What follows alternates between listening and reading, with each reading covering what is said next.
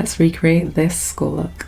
I'm going to start by putting pink all around the edges of my face. I can't forget the body too. Now I'm adding in some violet right next to the pink, following the shape all around my face. Going in with a baby blue right next to that violet shade. Adding a darker blue right in the center.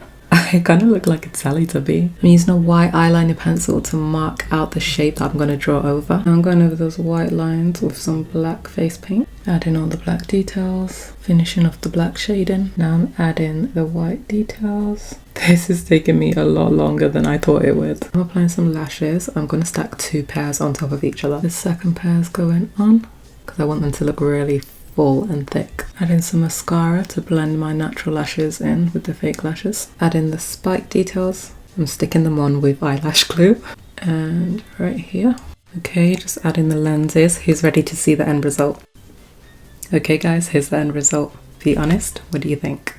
Is it spooky? Took me a couple of hours, but I really like it. What would you rate it out of 10? Does it look like the picture?